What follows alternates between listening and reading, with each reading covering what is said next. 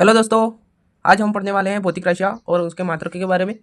तो वीडियो को शुरू से अंत तक ज़रूर देखें और ये इंपॉर्टेंट नोट्स हैं। तो शुरू करते हैं। भौतिक राशियाँ किसे कहते हैं? तो भौतिक राशियाँ वह राशियाँ होती हैं जिसको नापा व तोला जा सकता है, उसे भौतिक राशि कहते हैं। दोस्तों, भौतिक राशियाँ दो प्रकार की होती है। उसका पहला है मूल भौतिक राशियाँ और दूसरा है व्युत्पन्न भौतिक राशियाँ।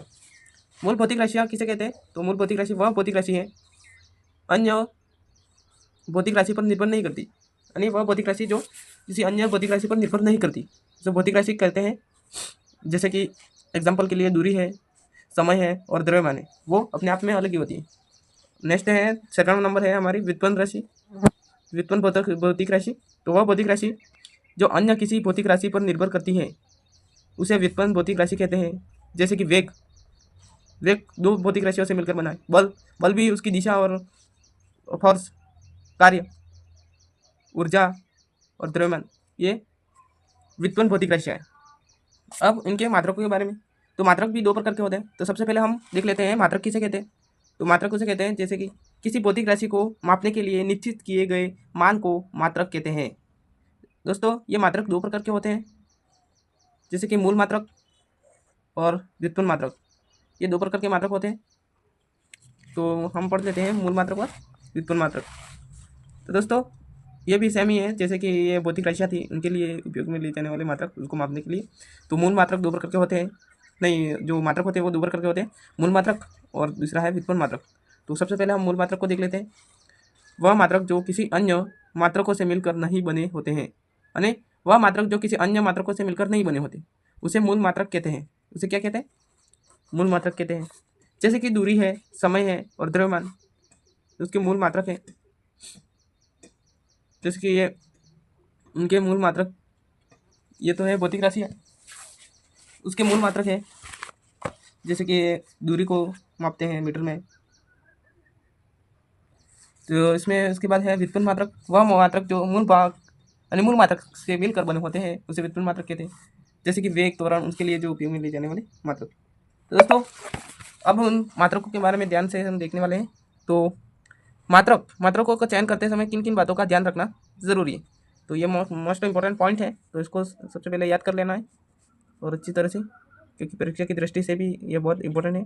और आगे भी सवाल या कुछ भी आएगा तो ये जो सामान्य ज्ञान है उसको तो लेना ज़रूरी है। तो सबसे पहले इनके मात्रक को चयन करते समय क्या क्या किन किन बातों पर ध्यान रखना है, तो इसको हम देख लेते हैं। तो इसमें है मात्रक सर्वमान्य होना चाहिए। कैसा होना चाहिए? सर्वमान्य। दूसरा है मात्रक उचित आकार का होना चाहिए। मात्रक कैसा होना चाहिए? उचित आकार, उसका आकार निश्चित होना चाहिए। और मात्रकों का उचित परिणाम व मात्रक होना चाहिए, यानी उचित मात्रक परिणाम होना चाहिए। और मात्रक ताप दाब से प्रभावित नहीं होना चाहिए, यानी मात्रक ताप दाब से प्रभावित नहीं होना चाहिए। जैसे कि हम टेम्परेचर में परिवर्तन कर देते हैं तो उसमें कोई फर्क नहीं आना चाहिए, यानी ठंडा करने पर उसका कोई परिवर्तन नहीं आना चाहिए। तो यही है। इसमें सरलता से परिभाषित होना चाहिए, उसकी परिभाषा सरलता से दी जानी चाहिए। इसके बाद है मात्रकों को प्रतिरूप सरलता से बनाया जा सके, यानी मात्रक जो जैसे कि हमें 1 किलो का बाट है, तो 1 किलो का बाट हम या किसी पत्थर से बना सकते हैं या किसी अपने लोहे से बना सकते हैं। तो इसका प्रतिरूप उसको जैसे ही सेम रूप में हम आसानी से बना सकते हैं, ऐसा होना चाहिए। तो मात्रक की पद्धतियों के बारे में हम देख लेते हैं। तो मात्रक की पद्धतियाँ हैं, मात्रकों की मुख्य रूप से 3 पद्धतियाँ हैं, जैसे कि एम के एस, CGS और FES। तो इसका मतलब है MKS, CGS और FES का मतलब एक एक के बारे में हम देखते हैं। तो MKS का मतलब है मीटर किलोग्राम सेकेंड, और CGS का मतलब सेंटीमीटर ग्राम सेकेंड, और फुट पॉइंट और सेकेंड। ये 3 प्रकार की पद्धतियाँ हैं। तो मात्रकों की अंतर्राष्ट्रीय SI पद्धति, तो मात्रकों की SI पद्धति है। तो SI पद्धति के अनुसार हम मूल मात्रकों के देख लेते हैं। तो SI पद्धति के अनुसार मूल मात्रक सबके बारे में हम देख लेते हैं कि दूरी है, दूरी के लिए मीटर का उपयोग किया जाता है, समय के लिए सेकंड का, द्रव्यमान के लिए किलोग्राम, धारा के लिए एम्पियर, ताप के लिए केल्विन, और यह है प्रकाश, प्रकाश के लिए केल्विन का उपयोग किया जाता है। और दोस्तों, आगे हम विमीय सूत्र के बारे में पढ़ेंगे, तो अभी टाइम ज़्यादा हो जाएगा, इसलिए नेक्स्ट वीडियो में इसको पढ़ने वाले हैं। और चैनल को सब्सक्राइब जरूर कर लें। धन्यवाद।